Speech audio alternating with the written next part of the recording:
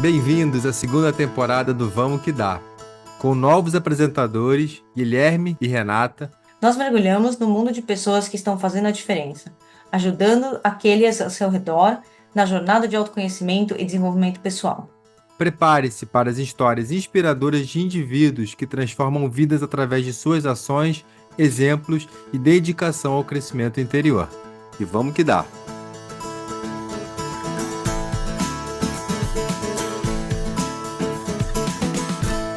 Vamos que dá. Mário Vitor Monteiro é arquiteto, cantor e facilitador de grupos de apoio, com uma trajetória marcada pelo autoconhecimento e pela resiliência. Após ser diagnosticado com HIV em 1987, Mário transformou essa experiência em uma oportunidade de crescimento pessoal e desenvolvimento espiritual. Apaixonado por música e envolvido com iniciativas comunitárias, ele lidera rodas de conversa e grupos de homens, ajudando-nos a explorar vulnerabilidades e repensar padrões de masculinidade. Mário acredita que o caminho mais longo é aquele que vai do cérebro ao coração e faz da empatia e do amor pelo próximo a sua filosofia de vida. Aproveita esse episódio e vamos que dá. Beleza, obrigado aí pelo convite, me sinto honrado cada vez que tenho a oportunidade de falar alguma coisa, sempre tem alguma coisa para falar, né? Então agradeço aí a Guilherme, que já conheço há algum tempo, Renato, estou conhecendo agora, muito prazer, brigadão. Muito prazer. Que bom ter você aqui com a gente hoje, Mário. E conta pra gente um pouco, só para começar, pra gente esquentar, quem é o Mário e como ele chega hoje nessa conversa? Bom, quem é o Mário, né? Posso descrever o Mário assim, formalmente, né? Um homem gay de 70 anos, cis, branco, mas isso é só alguma coisa, né? Mas assim, eu sou um cara que sinto assim, para me descrever, é uma pessoa que está de bem com a vida. Eu tenho essa característica, entendeu? Então sempre meu copo está meio cheio, sabe? Aquela coisa tipo assim, a pessoa fala, ah, você é muito poliana. Não é poliana, o copo está meio cheio, meio vazio, depende de onde você olha, né? E eu olho sempre para o meio cheio, entendeu? Então, esse sou eu e chego assim, feliz de estar podendo compartilhar alguma coisa que eu acho que eu tenho para passar para algumas pessoas. Maravilhoso. Adoro pessoas com o copo meio cheio, porque eu acho que é realmente o jeito que a gente olha para a vida, né? E encara tudo que acontece com a gente. Mari, você tem uma história de vida que chama atenção. Você não falou na abertura, mas você convive com HIV há mais de 30 anos. E eu acho que isso conversa muito com essa sua, como você vê a vida, né? Com esse copo meio cheio. Você pode compartilhar um pouco sobre o momento que isso aconteceu, que você foi diagnosticado, como isso impactou a sua vida e até hoje, né? Como impacta? Bom, para falar tudo, teria que ter uns 3 podcasts aí. Mas é assim, resumidamente, na verdade, foi em janeiro de 87, ou seja, fez 37 anos esse ano, né? Que eu recebi o diagnóstico. E é de uma época em que isso era uma sentença de morte, né? E foi uma coisa assim engraçada, entre aspas, né? Porque assim, eu queria fazer, era uma época assim, as notícias saíam no jornal, fulano apareceu, não era artistas, né? Pessoas famosas que surgiam, né? Com HIV, era notícia de primeira página de jornal na época, né? E eu criava todos os sintomas. Ah, fulano está com HIV e começou com uma vermelhidão no braço. Na mesma hora, meu braço ficava vermelho. Era aquela coisa assim, meio sintomático, né? E aí, falando com o meu médico, quero fazer exame. Bobagem, bobagem, bobagem. Tanto que eu insisti que ele falou, não, vai lá, faz e refresca a tua cabeça. Fui fazer o exame, peguei o resultado e, ingenuamente, vi lá, positivo. Cheguei no escritório, eu sou arquiteto, né? Minha sócia, e aí virei para ela e falei, Shirley, olha só, deu positivo, isso é bom ou não? Olha a minha ingenuidade, entendeu?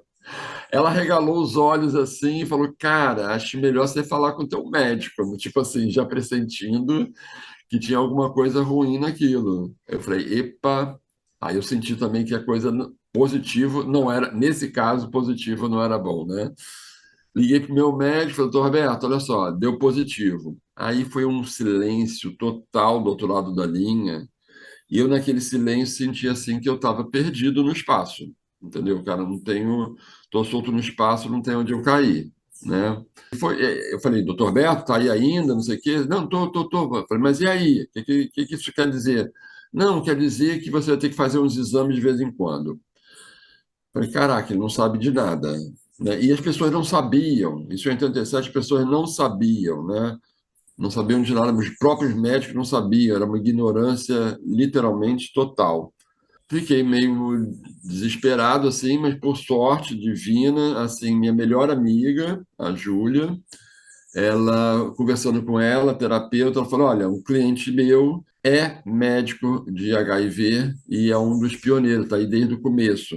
E ela me indicou ele e foi, assim, maravilhoso, né? Então, foi assim, um presente que Deus me deu. Walter Almeida, que foi um cara que segurou muitas ondas comigo. E a partir daí, então, muda toda uma vida, né?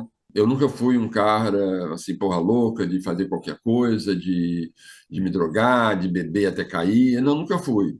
Mas, a partir disso, tem um dado interessante que eu me achava assim o super-homem até então, sabe? Era assim, acima de tudo e de todos, como muitos homens, né? Muitos homens vestem a capa do super-homem, isso é incutido para muitos homens na sociedade machista, e muitos homens, como eu, compram essa fantasia e vestem e acreditam. Só que aí, quando vem o HIV, eu lembro, enquanto super-homem, que existe a kriptonita. Então, isso, assim, é muito legal. Tá? Muito, foi a primeira pancada assim, de realidade e que eu carrego comigo até hoje. E aí, dentro dessa minha forma de ser do copo meio cheio, vamos ver o que a gente pode fazer. E foi a partir daí que eu comecei a questão do autoconhecimento. Então, veio, através do Walter, veio uma coisa de autocuidado muito boa, intensa. Intensa, mas assim, que eu acho que deveria ser normal, mas os homens, volto a falar, não têm essa prática do autocuidado. E eu adquiri a partir daí. Então, eu vou regularmente a todos os meus médicos: urologista, proctologista, cardiologista, clínico geral, otorrino, oftalmo, todos os anos, independentemente de estar sentindo ou não sentindo alguma coisa. Então, começou essa coisa do autocuidado e do autoconhecimento. Então, terapia, que eu nunca tinha feito, não precisava de ajuda. Super-homem não precisa de ajuda, super-homem sabe de tudo, né? Entende tudo, resolve tudo. E aí uma coisa vai desencadeando outra. Tanto para digerir e assim, de É. cara já dá para ver, não sei se foi assim que você se sentiu na época, mas ou se é como você sente isso hoje, mas já o jeito que você conta, sabe? Já você usa palavras positivas sobre, sabe, como a dádiva que foi encontrar esse médico e até a analogia com a kriptonita, tipo, dá para sentir como você é o copo cheio e como isso provavelmente vou querer ouvir mais impactou muito como você navegou a situação toda, né? Só para contextualizar, quantos anos você tinha? Porque eu tô aqui tentando fazer a Eu matemática, tinha 33. ou seja, ainda no ápice da vida, homem super-homem, né? É. Né? E aí tem aquela coisa, idade de Cristo, vou morrer com a idade. Sabe aquela coisa Nossa, muito é louca? verdade. Tem um monte de história na cabeça, né? Sabe? Caraca, entendeu? Chegou meu filho. Porque era realmente uma sentença de morte. Eu É. perdi muitos amigos, era um amigo por semana, era uma coisa assim, muito triste. Eu falei, gente, como é que eu não vou entrar nessa? E uma coisa que eu me descobri, que entrei nesse caminho, é tipo assim, eu vou viver cada dia. E acho que isso é uma coisa que serve para qualquer um, com HIV, sem HIV, com unha encravada, sem unha encravada. Ninguém sabe o dia de amanhã. Ninguém sabe o momento depois de amanhã. Estou aqui gravando com vocês esse podcast. Posso ter um ataque fulminante de coração, ou posso sair daqui, cair um lustre aqui na minha cabeça e eu morrer de uma queda de lustre na minha cabeça, entendeu? Uhum. Então, assim, isso ninguém sabe. Então, passar a viver isso, viver dia a dia, não assim aquela coisa, como se fosse o último dia da minha vida. Não, como se fosse mais um dia a ser vivido. Como todo dia deve ser vivido, com intensidade, com amorosidade, com entrega. E a outra coisa que eu descobri também, que foi muito importante para mim nesse caminho, que eu escrevo a minha história. Na questão do HIV, então, que ainda era uma coisa, ainda é, né, uma coisa que estava começando, então eram muito poucos números que se tinha, assim, de fato, Mas existiam já as estatísticas, né? Volta e meia eu chegava no médico e ele falava assim: olha, o CD4 lá que mede a imunidade da pessoa estava baixíssimo. Ele, com esse CD4 você tem que ter alguma infecção. Eu falei, olha, mas eu não tenho, então você procura aí, porque o que que eu posso fazer se a OMS diz que eu tenho que ter? Então eu vou ter que ter, vou ter que procurar uma infecção, vou criar uma infecção. Problema da OMS. Aí eu até brincava com ele, assim, quando você escrever o teu livro, eu quero ser um capítulo à parte. É o meu capítulo. Não que eu seja especial, mas vai ser a minha história, e não a história das estatísticas. E é assim que eu vivo até hoje. Nossa, que maravilhoso. É como uma reflexão de empoderamento e de ser dono da sua própria vida, e da sua própria história, né? E não ser vítima do que aconteceu. Sim, sim, o se vitimar, eu me lembro bem que no começo eu me agarrei a várias coisas, entre elas eu entrei para um grupo de pessoas com HIV. Era uma tentativa de ver pessoas parecidas ou da mesma situação que a gente, né? E numa reunião lá, num encontro, rolou um papo lá e um cara virou para mim: você vai ver quando você se internar que esse teu papo vai mudar. Aquilo me bateu assim, falei, cara, olha, a internação é um papo seu, é um papo da tua vida. Não me imponha uma internação. Eu não estou dizendo que eu não vá me internar um dia, mas assim, a tua história é a tua história, a minha história deixa que eu vou escrever. Então não venha me impor uma internação que eu estou bem, entendeu? Então Sim, pode ser que amanhã precisa, mas hoje eu não estou. Então não venha me falar internação. que lindo. E que força interior. Nossa, eu tô embasbacada, Mário. Sem querer ser negativo, mas pensando assim, devem ter desafios, né? Talvez não uma internação, talvez não a infecção, mas ao longo de todos esses anos, quais foram os maiores desafios que você enfrentou, tanto Então, pessoalmente quanto socialmente? eu acho que o maior desafio é a gente mesmo. Então, hoje, quando eu chego aqui para falar com uma naturalidade, eu não tinha essa naturalidade há um tempo atrás. A coisa era estigmatizante, até porque vinha uma coisa assim, quando surgiu, era o câncer gay, né? Então, aquela coisa já vinha assim, taxada, quem tem HIV tem um câncer, né, como era chamado, era uma sentença de morte e é gay. Então, era um monte de coisa assim, taxada, taxada, taxada, taxada, e que era difícil de carregar isso. Além do preconceito pela ignorância das pessoas, meu médico mesmo, por exemplo, ele dividia consultório com outros médicos, teve que se separar porque os outros médicos, que não eram infectologistas, diziam que os pacientes se incomodavam de saber que uma pessoa portadora de HIV tinha sentado naquela poltrona da sala de espera. Ela não sabia se podia pegar o HIV por sentar na mesma poltrona. E aí ele tinha que atender numa sala separada, um consultório separado. Então, os próprios médicos eram estigmatizados. Então, esse estigma é brabo. Eu mesmo, quando recebi a sentença, eu era casado com um cara, o Toninho, um querido meu, somos grandes amigos até hoje, e eu desfiz o casamento por uma questão minha, assim, de eu me congelar com medo de ser rejeitado. Me congelei, me congelei, me congelei, entendeu? Assim, tipo, não sentia mais nada, entendeu? Eu fiquei totalmente, vamos dizer, assexuado, frio, não sei o quê, e na verdade era um grande medo. Medo de ele vai me rejeitar. E ele foi super amoroso, entendeu? Mas assim, hoje até eu falo, me arrependo, a gente é super amigo, ele está casado de novo, adoro o marido dele e tudo, mas assim, esse tipo de coisa. Então eu sofri, então até eu chegar ao ponto que eu cheguei hoje, foi muita batalha pessoal, de eu estar entrando em contato de uma forma mais natural com isso, de ser portador de HIV, mas foi um grande desafio, um grande desafio. Uma coisa de passo a passo não foi fácil, não. Não foi nada fácil. Eu imagino o quão solitário deve ter sido, né, Mário? Porque assim, hoje nós homens, quando percorremos um caminho já um pouco diferente, né, do mainstream aí, do que como as pessoas projetam, imagino para você naquela época ainda, que você falou com tanto de preconceito. Mas como é que você vê assim, então, né, seu lado de vivência prática da evolução da percepção do tratamento, né, de diagnóstico, como isso é visto socialmente hoje? Então, você Percebe que hoje já a gente teve uma melhora enquanto sociedade, assim, como enxerga também essa condição? Eu acho que sim, né? Até o próprio tratamento, quer dizer, na época que eu fui diagnosticado, não tinha tratamento. Existia o AZT. O que que o AZT fazia? O AZT dizia, ó, pode encomendar o caixão mais um mês adiante. Mas que a encomenda do caixão era certa, entendeu? Mas não era uma cura.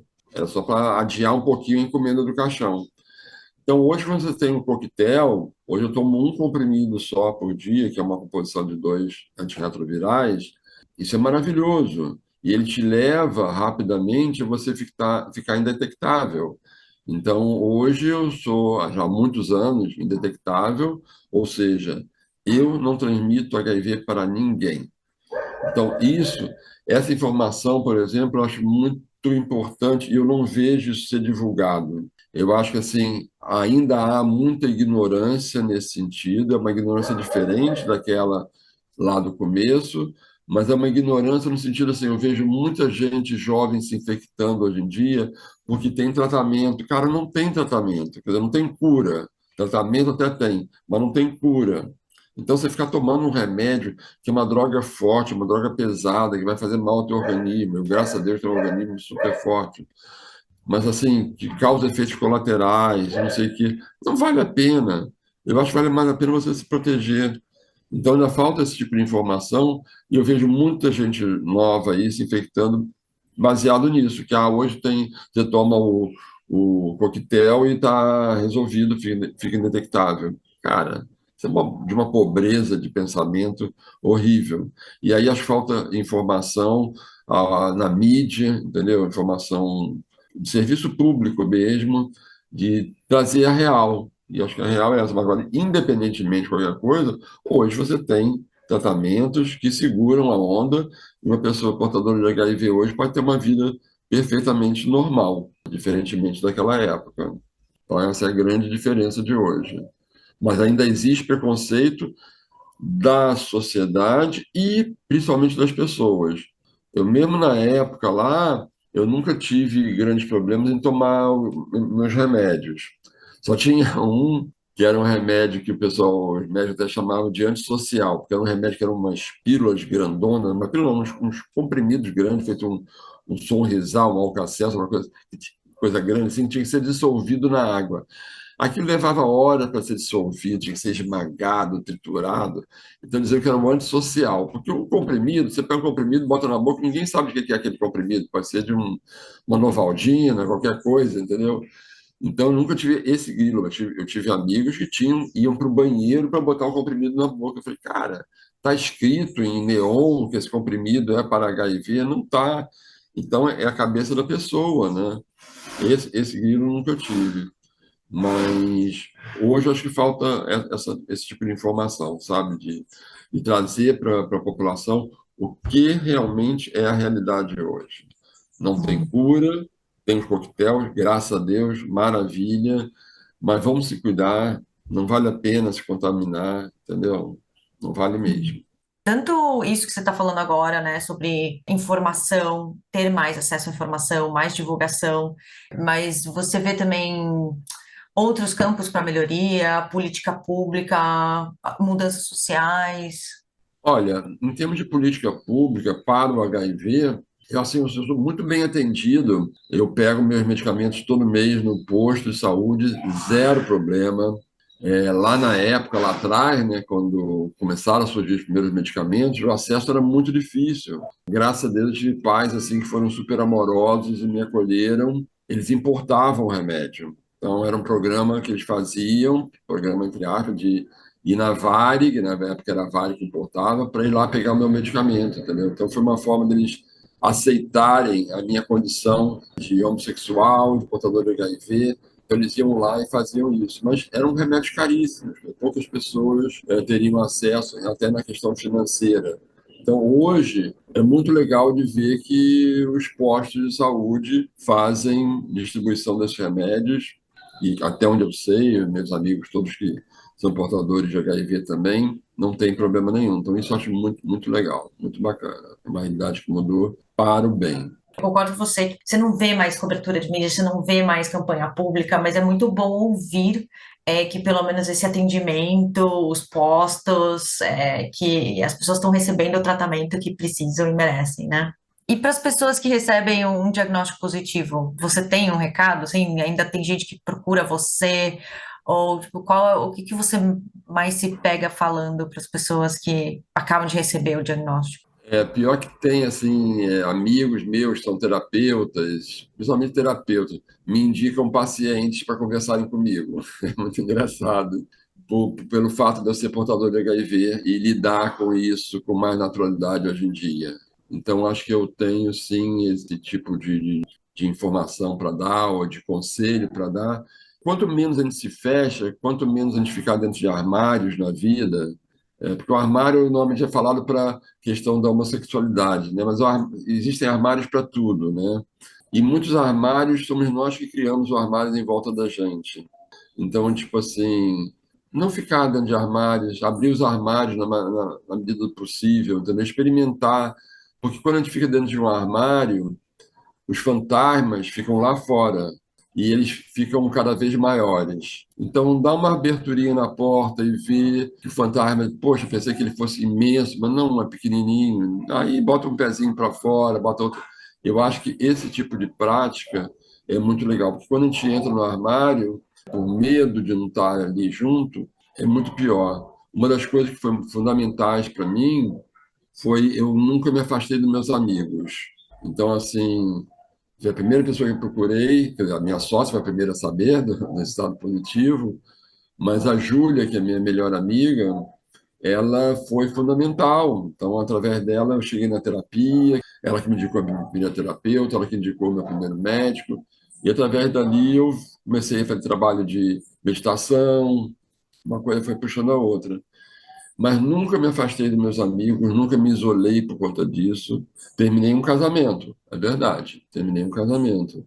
Mas é fundamental você não se sentir sozinho, você se sentir acolhido dentro da sua condição, seja ela qual for, entendeu? Dentro da sua situação. Então, outro dia eu dei uma vivência num retiro de homens e foi até interessante, porque quando me chamaram, eu até não entendi, levei um tempo para entender que estavam me chamando para dar uma vivência. Aí o cara falou: Não, Mário, estou te chamando para dar uma vivência, não é para participar do retiro, não. Eu falei: Tá bom, vou sentir aqui o que eu posso dar. E aí fiquei um tempo sentindo, alguns dias, e sentindo eu tenho uma contribuição para dar em termos do HIV. E fui não fazer uma palestra sobre HIV. Então, tudo que eu falo hoje em dia sobre o HIV não ou pelo menos eu procuro não ser especificamente do HIV. Então, pode ser do HIV como pode ser de uma unha encravada. Então, assim, eu posso ter uma unha encravada e minha vida paralisar em função dessa unha encravada. Aí você me chama para ir ao cinema? Não, não vou ao cinema que minha unha encravada está doendo. Vamos a uma festa? Não, não vou a uma festa que minha unha encravada está doendo. E não faço mais nada da vida porque minha unha encravada está lá. Então, acho assim, a gente tem que cuidar da unha encravada, sim, não pode negligenciar, não pode esquecer que ela está lá, mas não deixar de viver. E isso serve para tudo. Então, pode ser a unha encravada como pode ser o HIV. É a mesma coisa. Então, é esse tipo de relação da gente com a vida. Então, quando eu fui dar essa vivência, eu falei, gente, estou falando de HIV, mas pode ser uma encravada, tá? Então, assim, foram os insights que eu fui tendo ao longo desse meu processo, serviam para mim, no caso, portador de HIV, mas poderia ser, no caso, portador de uma encravada, que eu tenho também. Então, por isso que eu dou esse exemplo da uma encravada, porque eu vivencio esse convívio também.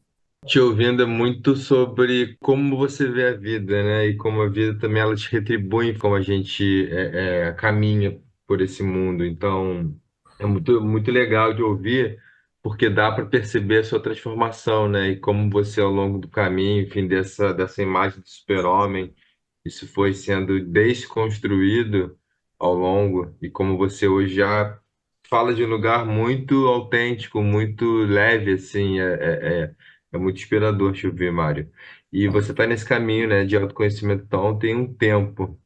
Teve algum momento mais difícil, assim? Teve algum momento que te marcou? Algo nesse caminhar, né, dessa descoberta até hoje, que você traz ainda, talvez, como grande ensinamento, ou como uma lembrança? Sei Tem. que esse caminho nunca tem fim, né? Esse caminho, quando a gente envereda, ele é uma estrada infinita, mas às vezes tem alguns, né? Alguns portões que a gente tem que passar, ainda mais nessa condição que você apresenta hoje. Teve realmente um momento que foi assim um divisor de água e que você como guerreiro do coração vai saber. Foi a carta ao pai. A carta ao pai é uma carta que a gente escreve para o nosso pai. Assim, uma carta que você vai escrever para o teu pai, falar alguma coisa que você quer falar para ele, né? E eu escrevi uma carta e nessa carta eu falava para ele da minha condição de HIV e da minha condição de homossexual. E eu nunca tinha tornado isso assim de uma forma pública. Eu tinha falado assim com um amigo, com outro amigo, mas assim, publicamente não. Eu tinha uma trava em relação a isso. E quando me via numa situação desse tipo, eu ficava muito tenso, muito nervoso, suava, frio, pá. De repente me vi numa estação, num rito de passagem, e eu fui fazer meu rito em São Paulo. Eram 50 homens, a maioria absoluta que eu não conhecia, e a carta na minha mão e pediram para eu ler a carta. Cara, aí assim, todo mundo lendo suas cartas lá, né? E eu suando, suando, suando, tremendo, tremendo, tremendo, tremendo, e só pensando, não vou ler, não vou ler, não vou ler, pula essa parte, pula outra parte, pula, não falo isso, não falo aquilo. E assim, o tempo passando e taquicardia, suando, suando, suando, até que eu falei assim, bom, pensei, né? Tem duas opções: ler o que eu escrevi ou não ler. Se eu não ler, nada vai mudar. Vai continuar tudo como era antes. A única possibilidade de haver uma mudança é eu ler. E aí fui ler. Tremendo, chorando, foi muito emocionante, entendeu? Muito, muito, muito. E isso foi um divisor de água na minha vida. Entendeu? A partir daí, não é que tenha ficado fácil, mas assim, foi uma abertura, porque assim, houve um acolhimento, né? Então, assim, isso é um outro aprendizado que eu tive, continuo tendo, continuo sendo reforçado a cada encontro, são os grupos de homem. Começou com os Guerreiros do Coração em 2016, então eu hoje já frequentei vários grupos, né, de homens. Na pandemia eu fiquei até viciado, tinha um momento que tinha 13 grupos de homens. A minha vida era um grupo de homens. Mas isso me desenvolveu uma coisa que, tipo assim, uma prática de. Porque, assim, o que que acontece? Quando você vai descobrindo os grupos de homens, eu hoje tenho o meu grupo, que é o Palavra de Homem, com 130 homens, você descobre que as histórias, por mais diferentes que sejam, têm pontos em comum. Por mais diferente que seja a relação de um homem com seu pai, o pai ausente, o pai alcoólatra, o pai que não sabe nem quem é o pai desconhecido, um pai adotivo, não importa. Essa relação é muito parecida com todos nós. E isso e outras histórias, entendeu? Então, assim, essa coisa que me deu o pertencimento em qualquer grupo que eu chegue. Então, eu caía de paraquedas durante a pandemia, num grupo lá, vou conhecer esse grupo. Cara, não conhecia ninguém. E me sentia super tranquilo, porque assim, mesmo sem conhecer ninguém, eu sei que todos aqui têm a ver comigo e eu tenho a ver com todos. Isso é maravilhoso, porque isso é para a vida. Então, assim, pode ser que eu não tenha mais travado e vão dizer, isso não tem a ver comigo, mas eu sei que tem. Ele está mentindo, talvez para ele mesmo, que não tem a ver, mas eu sei que tem. Então, essa segurança de pertencimento me dá essa tranquilidade hoje de eu poder falar o que eu estou falando aqui com uma tranquilidade. É isso é a vida. Quando você fala de pertencimento, mesmo, a gente já conversou muito com mulheres, mas assim, mesmo sendo mulher, quando você fala de pertencimento, nossa, é incrível, sabe? E o poder dos grupos e da comunidade, da gente não se fechar. E o que que a gente tem em comum, nossa humanidade com os outros. Conta um pouco pra gente um pouco do grupo, desses grupos. Em geral, eles têm um tema, como que funciona, quais são os objetivos deles? Então, eu eliminei os 13 grupos, não tinha como dar conta, foi uma coisa de pandemia, você não tinha muito o que fazer, ficava em casa, então vamos participar de grupo, né? Então, hoje eu estou basicamente em 3 grupos. O que eu me entrego de coração é o Guerreiros do Coração. Assim, então, eu estou super dentro dele, ele tem umas variantes assim, dentro dele, mas ele difere de todos os grupos que eu já participei, no sentido de que tem uma metodologia. Quando você entra para os guerreiros, você já sabe o que vai acontecer no primeiro encontro, no segundo encontro, no terceiro encontro, no quarto encontro, até chegar ao rito de passagem. Isso a cada ciclo. Então, isso é diferente de todos. Então, é um grupo que se fecha, depois de um determinado encontro, não pode mais entrar ninguém, pode até sair, mas entrar não pode mais, exatamente por ter essa metodologia. Os outros grupos, de maneira geral, inclusive o meu, eu vou ter um encontro agora domingo que vem, quem quiser chegar, está chegando. Só é preciso ser homem, se identificar como homem. Mas o resto, assim, a cada encontro, chega quem quiser chegar. Então, hoje eu tenho os Guerreiros do Coração, que eu sigo. Tem um outro grupo que eu adoro, que é o Portal Mundo Homem. Esse grupo, a característica dele, para mim, que me pega, são os retiros. Então, eu acabei de fazer um retiro agora no Corpus Christi, fomos para a Chapada dos Veadeiros, foi o quinto retiro que eu fiz com eles. Eram 75 homens, imagina a potência de 75 homens juntos, dançando, cantando, rezando, tomando banho de rio. É muito forte. Então, o Portal Mundo Homem eu pego basicamente para fazer retiros. E tem o meu grupo, que é o Palavra de Homem, que é um grupo de trocas. Então, assim, os temas sempre são nessa questão da busca da essência do ser homem, e ser homem, o que é ser homem? Ser homem é ser gente, entendeu? Ser mulher e ser homem é a mesma coisa. Só que a sociedade machista impõe coisas para a mulher, impõe coisas para o homem, que não são da mulher e não são do homem. Então, o que a gente busca lá, na verdade, é tirar essas couraças, essas máscaras que a sociedade machista normalmente nos dá, e tipo assim, não quero, não quero, não quero. Então, é um compartilhamento muito legal. Então, rolam papos assim que normalmente não rolam em papos de homem, né? Lá é proibido de falar os papos que rolam em rodinha de homem. Ou seja, futebol, papo de mulher, política, por questões óbvias de política, para não dar briga, e religião. Então, esses quatro temas não rolam lá. E aí rolam temas assim bárbaros, coisas assim da fragilidade, tamanho do pênis. Outro dia eu fui para esse. O meu é pequeno, o meu é grande.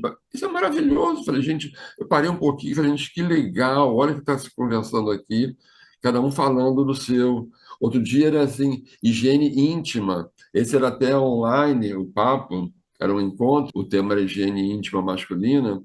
Começou uma discussão de eu me depilo, eu não me depilo, qual que você usa, o que você não usa. Eu falei, caraca, domingo à noite, um bando de homem conversando sobre depilação. Isso é muito legal. Explicando como é que faz, como é que não faz isso, faz aquilo, usa isso, usa aquilo. E, cara, que bárbaro.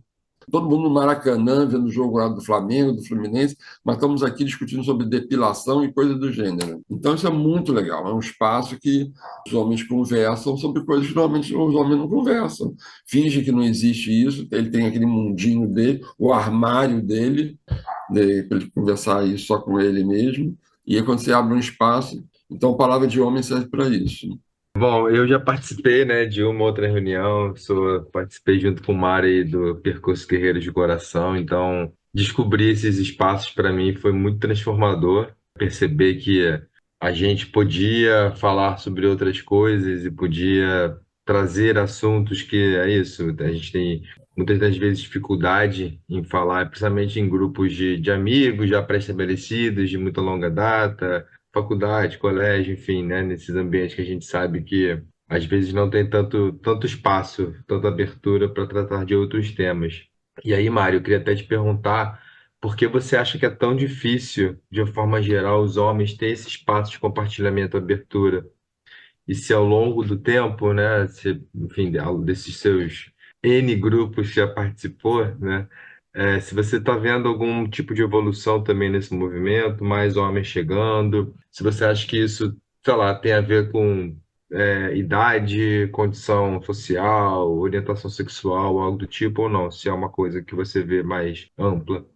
Eu acho que está se naturalizando isso, né? Embora ainda veja, é interessante quando você falou agora de amigos, né, de escola e tudo. Então, assim, uma frustração minha é que meus amigos, eu sou um cara que tem uma capacidade assim de aglutinar, de manter as amizades. Eu fiz agora 70 anos, fiz uma super festa, assim, 150 amigos e parentes mais chegados.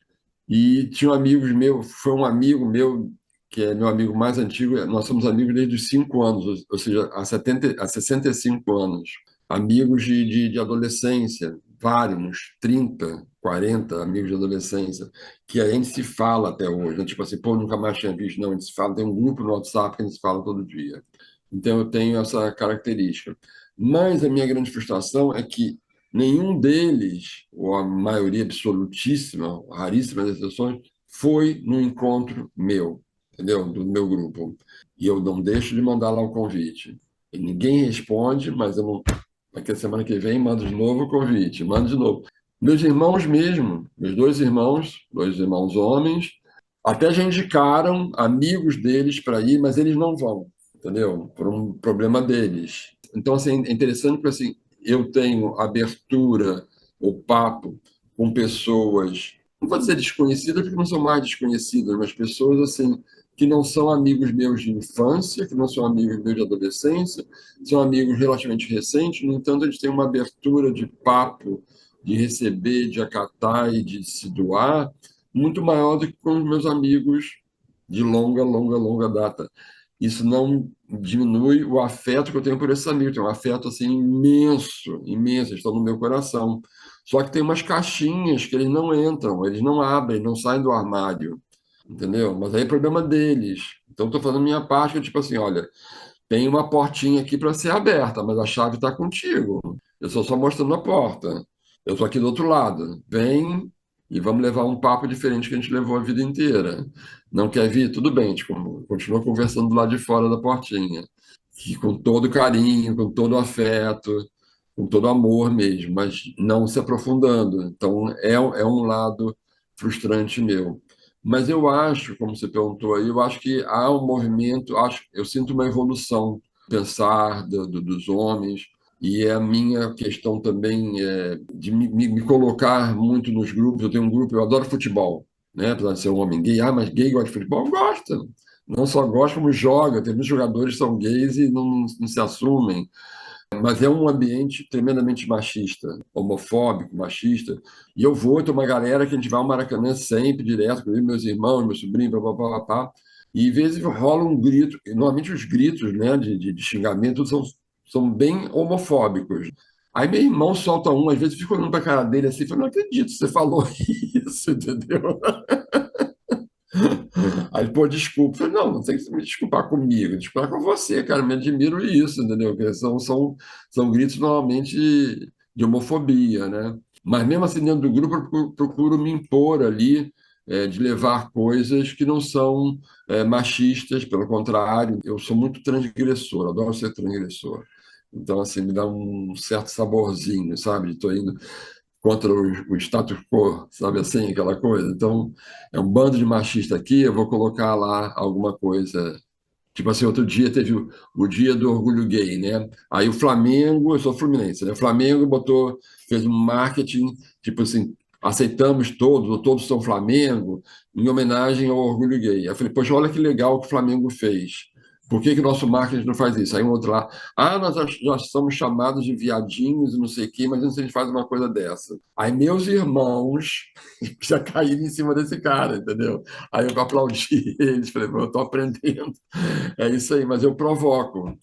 Essa coisa de você não se acomodar, não ficar preso, esse ser transgressor, eu acho que tem um pouco a ver com o que eu acabei de falar também do armário, de você abrir um pouquinho a porta do armário e dar uma saidinha, entendeu? É ver qual é. Experimenta, de repente você tem uma ideia do outro que não é real, ou a ideia do fantasma que não é real, porque você está escondido, mas quem está escondido é você, sabe? Então sai um pouquinho. Maravilhoso. Eu acho que ser transgressor também é ter o copo meio cheio e essa visão que você tem da vida. Mas voltando um pouco ao que você está falando da sua homossexualidade, como você acha que isso contribui para a sua visão de mundo e o seu processo de autoconhecimento? Eu acho que, assim, por eu fazer parte de um grupo não dominante, né, não, que não é privilegiado, né, eu sou privilegiado enquanto homem cis e homem branco, mas quando eu me coloco como homem gay, eu saio do privilégio. Aí há uma natural identificação com outros que não são privilegiados, como mulheres, como negros, como indígenas. Então, há naturalmente uma empatia. Eu falo de um lugar que eu sei quando uma mulher fala de sofrer abuso, eu sei o que é para sofrer abuso enquanto homem gay. Então, quando um negro fala de estar oprimido, eu sei o que é ser oprimido também. Então, assim, me dá uma empatia com os grupos que estão ali, como o meu grupo também está. Isso me dá uma visão de mundo bem interessante. Embora é aprendizado todos os dias. Eu sou um cara, por exemplo, que eu não tenho, ou achava que eu não tinha, não sou racista, tá? Zero preconceito, já namorei homens negros. Mas aí um dia, um desses 13 grupos era um grupo basicamente de homens negros, porque até o facilitador principal era negro, psicólogo, o Fábio. E aí um dia o Fábio puxou um assunto, tipo assim, eu e minha mulher estamos pensando em ter um filho, mas realmente é difícil colocar uma criança nesse mundo. E eu aqui, ingenuamente, pensando, pô, que legal que ele está pensando isso, que realmente não é fácil botar uma criança nesse mundo. Ele continuou o pensamento e falou, você tem que ensinar um filho a como ele deve reagir quando for abordado pela polícia, não é fácil. Aí eu comecei a chorar em prantos, como estou emocionado agora. Cara, a vida inteira eu não pensei nisso. Sempre olhei para o negro assim, com maior empatia, e tudo, mas assim, nunca senti isso. Nunca passou pela minha cabeça isso. Tem um amigo, ele é o Flávio Oliveira, ele é guerreiro também, um queridaço, e ele tem uma frase que eu acho maravilhosa, eu sempre uso e procuro lembrá-la, que é, ele fala assim, se você é bípede, humano, principalmente ocidental, você é misógino, racista, homofóbico e por aí afora. Então, mesmo eu, enquanto homem gay, se eu falar que eu não sou homofóbico, eu estou negando alguma coisa dentro de mim, porque eu nasci numa sociedade homofóbica. Então, eu tenho homofobia introjetada dentro de mim naturalmente. Então, bater no peito, não sou racista, não sou homofóbico, cara, lamento. Você está perdendo a oportunidade de se olhar. Então, é ter essa humildade de que todos nós somos, isso tudo aí. Então, acho que me ajudou nesse sentido. Tem uma coisa que eu queria compartilhar com vocês, que é uma coisa que eu trouxe dos Guerreiros do Coração. Os guerreiros têm uma frase que eles dizem que o caminho mais longo que um homem tem que percorrer é o que vai do cérebro ao coração. Em vez de ser penso, logo existo, é amo, logo existo. Deveria ser amo, logo existo. Então, depois desses anos todos, esse processo todo, eu estou começando, a coisa de uns 2 anos para cá, sentir verdadeiramente o caminho do coração. Então, hoje eu me emociono com muito mais facilidade, porque eu estou deixando o coração sentir, o coração me guiar. E nós, homens, pela sociedade machista, somos obrigados a termos resposta imediata para tudo. Você me pergunta, pum, respondo. O que você acha? Acho. Pum, já tenho opinião formada. E não é assim, não é assim. Às vezes é. Às vezes é uma coisa que você já sentiu antes, já pensou antes, mas assim, a maioria das vezes não é. Então, esse convite que me fizeram para dar essa vivência foi isso. Eu virei para o Luiz e falei, Luiz, eu vou sentir aqui se eu posso dar essa vivência. E joguei para o coração, não fiquei pensando o que eu posso fazer, o que eu posso dar. Não fiquei assim. Eu joguei para o coração, falei, coração, eu tenho alguma coisa para dar? Levou alguns dias e me veio, tem, você pode falar de HIV. Foi tranquilo. E veio tudo assim de uma vez só. Eu não decorei nada, não preparei texto, não fiz nada. Foi tudo assim, pum. E me veio assim, ainda vai terminar com dança. Me vieram 3 danças assim, pum. Que eu gosto de fazer dança circular, sabe? Então, já terminei com o povo dançando. Foi apoteótico, estou até arrepiado de lembrar, entendeu? Foi maravilhoso. Eu falei de HIV, uma coisa pesada, e terminou com todo mundo dançando, o pessoal me carregando, assim, sabe? Foi maravilhoso. Foi maravilhoso. Então, assim, tenho descoberto que o caminho do coração é isso. É muito difícil, ele tem um tempo dele, mas é o caminho verdadeiro. Então, tem inclusive uma camisa escrito isso, que é um outro guerreiro amigo meu que fez. Amo, logo existo. E para mim, esse é o lema da minha vida atualmente. Muito bom, Mário, muito bom. Como homem, é bem complicado mesmo a gente fazer esse caminho mais longo aí que você fala, né? Sair da mente para o coração. E acho que é uma tarefa de uma vida toda, né? Porque é isso, se a gente tentar, a gente ser de um jeito diferente do que fomos sempre ensinados e programados para. Tem que existir muita força de vontade, né, para a gente poder realmente trilhar esse caminho. Então, muito bonito te ouvir, muito inspirador. Me ativa várias coisas aqui, né, que eu quero, enfim, que eu tenho vontade também. E às vezes a gente olha para o copo meio vazio, mas te ouvindo, o copo ele pode ficar mais cheio novamente, né? A gente inverte ele. E a gente sabe, né, que a gente tem muitos lados, muitas versões que a gente aporta no mundo, mas a gente nem sempre mostra tudo ou conta tudo. Tem alguma coisa na sua vida que você ainda não contou, assim, de forma geral, alguma história que você gostaria de compartilhar? Não, hoje em dia, assim, eu me sinto muito aberto, então, assim, essa naturalidade que eu falo hoje da homossexualidade e do HIV, que são coisas fortes, né, coisas importantes na minha vida, determinantes para o meu ser. Então, assim, não tem uma coisa que seja tabu. Eu sou um homem multifacetado, entendeu? Eu tenho muitas funções que eu procuro agir, atuar em vários campos.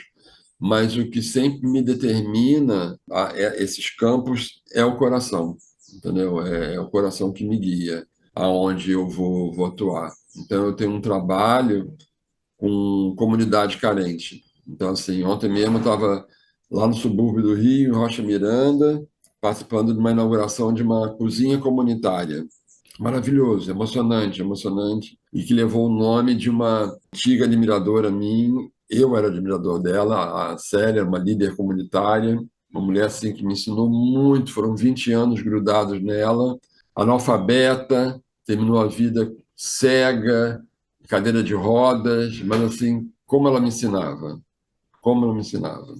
E era uma líder assim que levava a comunidade, uma parte da comunidade lá do Morro do Faz Quem Quer, e merecidamente essa cozinha comunitária levou o nome dela e me chamaram por saberem da minha ligação com ela. Chorei, me emocionei, foi muito, muito lindo.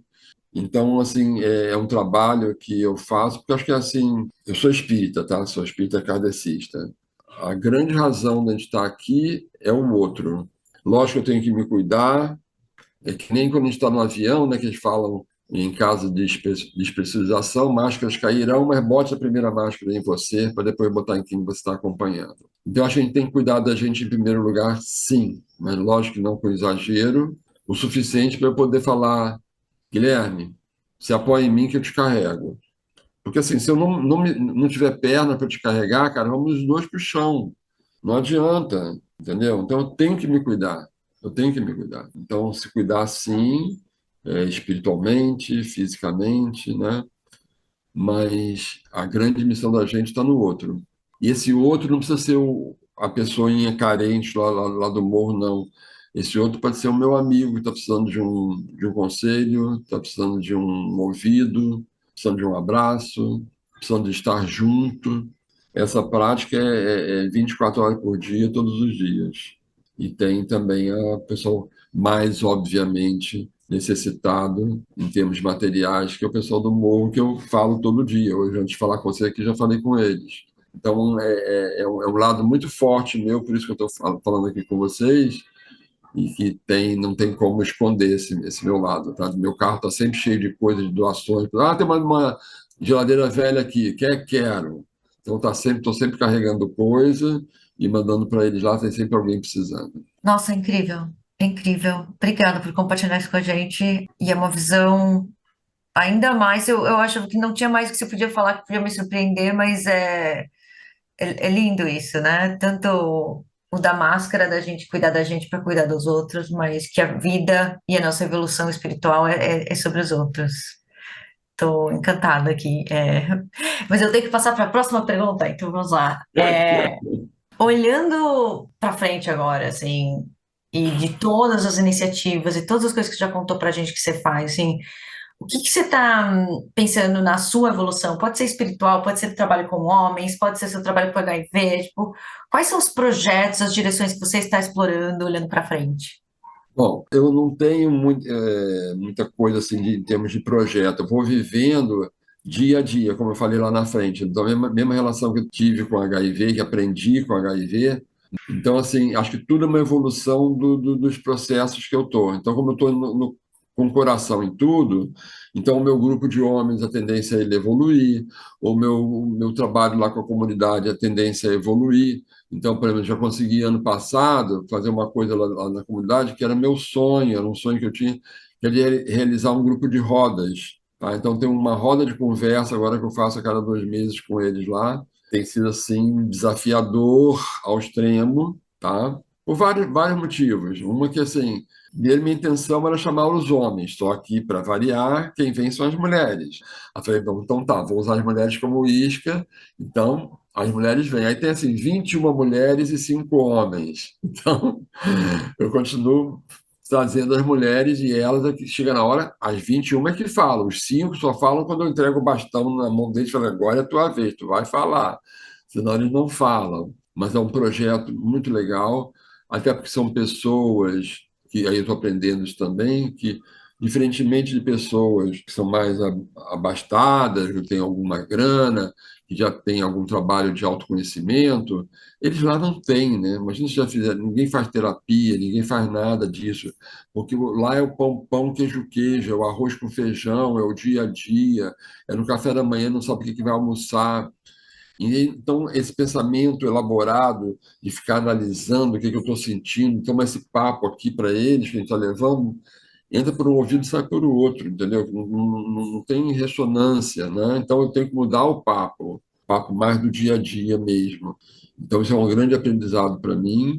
E, ao mesmo tempo, acho que eu estou conseguindo chegar neles. Às vezes tem depoimentos lá, tipo assim, maravilhosos, sabe? A pessoa está se sentindo, assim, acolhida, segura ali naquele grupo. Eu uma senhora lá com 60 e tantos anos, começou a falar que aos 10 anos de idade tinha sido estuprada. Isso do lado da filha, que nunca soube disso, a filha arregalando os olhos assim, e ela aos prantos falando isso, e eu, caraca, minha responsabilidade, estou segurando a onda desse grupo.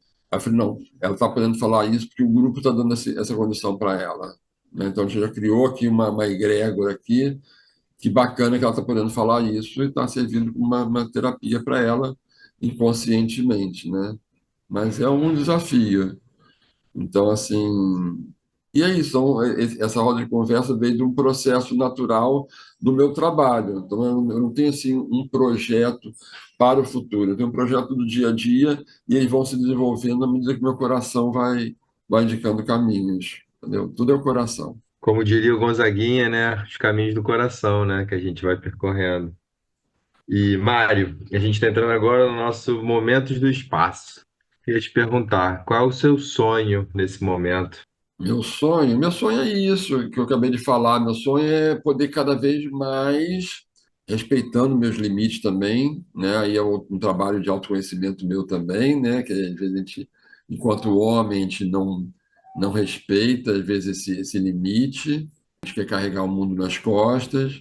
Inclusive, fazer um corte epistemológico aqui, esse retiro que eu participei agora na Chapada dos Veadeiros, eles utilizaram aquele arquétipo do Atlas, aquele cara que carrega o mundo nas costas, né?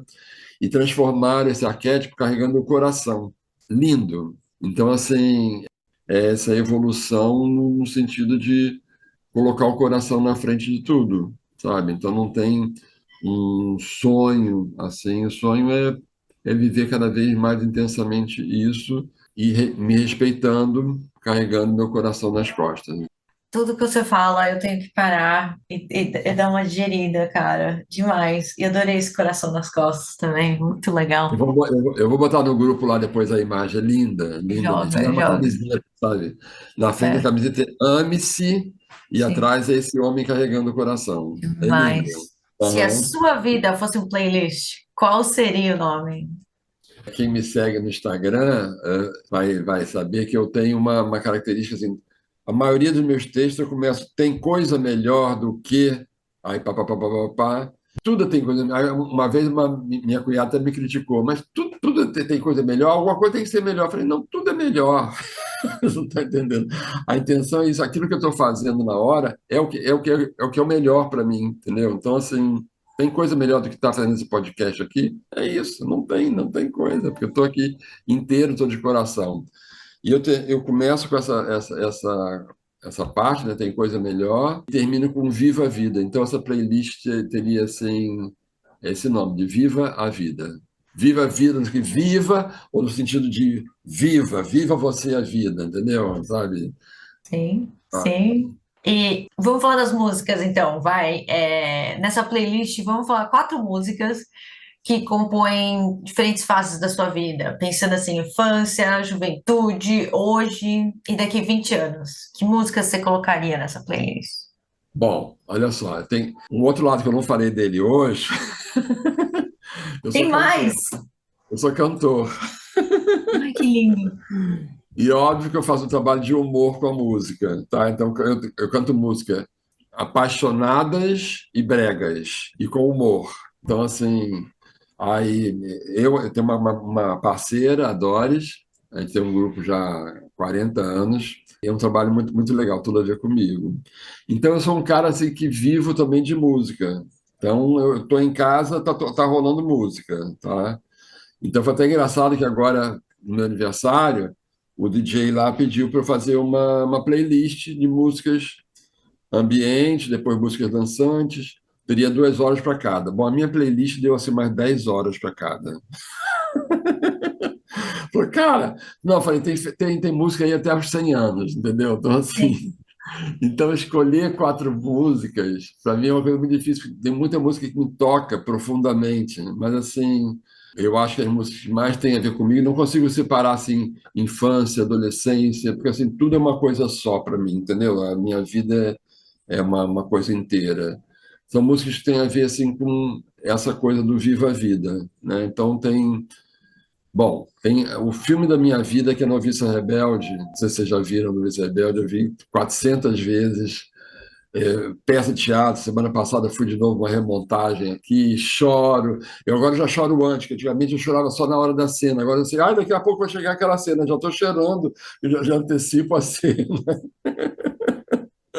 Então, a abertura dela cantando no morro, lá no alto das montanhas, entendeu? The hills are alive, então, as montanhas estão vivas, saindo correndo. Isso para mim é vida. A outra, uma outra também que é estrangeira, que é uma música do Chaplin, que é Smile, tem tudo a ver comigo, tá? Acho a letra linda, né? Que fala de sorrir, sorrir sempre sorrir. Porque a prática do sorriso, né? Como a prática do não sorriso, te leva a um estado de espírito, né? Então, assim, é sorrir, não ser um cara bobão, um cara que sorri para tudo, mas sorrir no sentido de ter esse copo meio cheio, sabe? Então, esse maio para mim é maravilhoso. E tem a Caçador de Mim, do Milton, que acho que tem a ver com essa eterna busca, como os guerreiros falam, que é o caminho do autoconhecimento é um caminho que não tem chegada.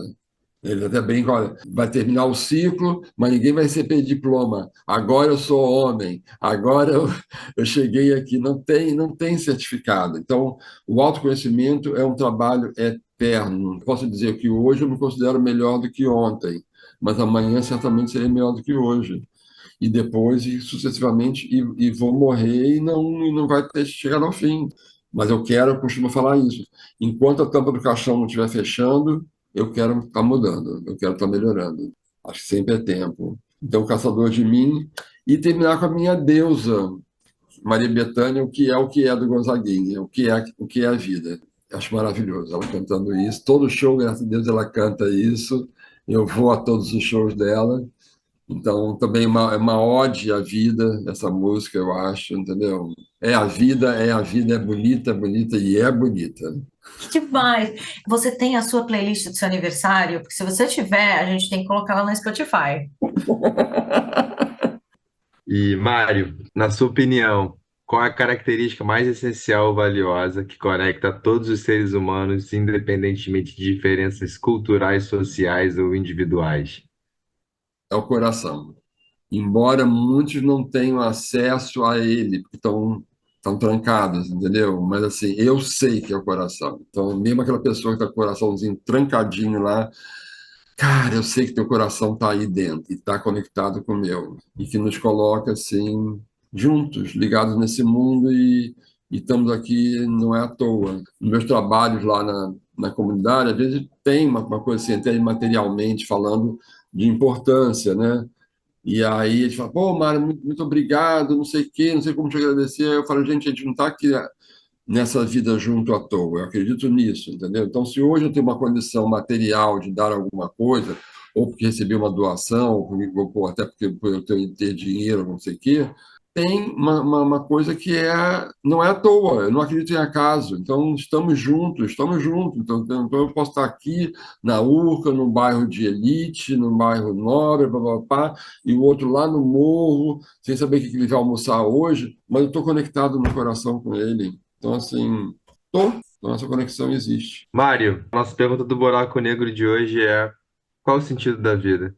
O sentido da vida, para mim, é muito simples. É isso que eu falo o tempo todo. É amar o próximo, seja ele o que for, é amar o próximo. Esse é o sentido da vida. Lindo demais e uma ótima maneira de concluir nossa conversa. Eu queria ficar aqui o dia inteiro conversando com você. Obrigada demais por tudo que você trouxe, todas as reflexões. Nossa, adorei, muito obrigado. Tava, né, um tempo para te convidar e que bom que esse lugar chegou. E estou muito feliz de você ter participado. Foi uma hora aqui muito inspiradora. Isso vai reverberar ainda por algum tempo. Vamos ouvir, reouvir, né, tomar esses seus ensinamentos aí de vida como grandes lições para a gente poder cada vez mais estar procurando aí onde o nosso coração ressoa, para onde ele aponta, como a gente consegue fazer um pouco uma diferença no mundo, deixar uma pegada um pouco mais doce no mundo, talvez. Então, Mário, muito obrigado. Foi um prazerzão mesmo. E a gente segue aí nesses caminhos. Estou me sentindo muito honrada, muito grata de ter a oportunidade de estar aqui, de ter conhecido você, a tua história maravilhosa, essas reflexões que eu estou assim, cabeça explodindo aqui. Então, obrigada por passar esse tempo com a gente, por toda a sua vulnerabilidade e transparência, contando a sua história. Foi demais. Para a gente fechar, como é que o pessoal faz para te encontrar? Quem quiser saber mais do Mário, falar com o Mário, participar dos grupos do Mário, como é que a gente te encontra nas redes sociais? Então, eu tenho Instagram, tá? Eu não sou daquele cara instagramável, não sei o quê. Eu boto a minha vida, entendeu? Então, assim, não fico preocupado, tô bem na foto. Eu boto a minha foto, entendeu? Hoje vou postar a inauguração lá da cozinha comunitária ontem. As fotos que saíram, saíram. Compartilhar essa beleza da vida, né? Então, eu tenho o Instagram, que é Mário Victor, com C mudo, C de Cardoso Monteiro.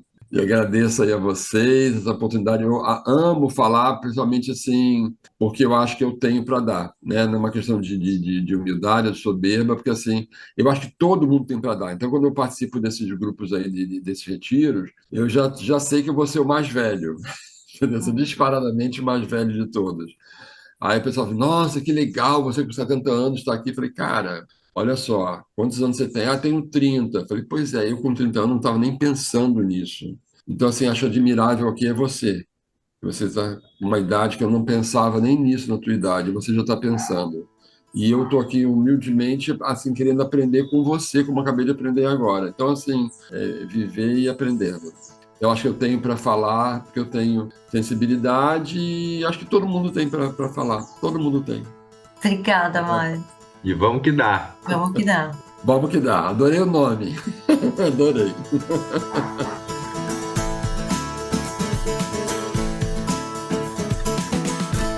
Vamos que dá.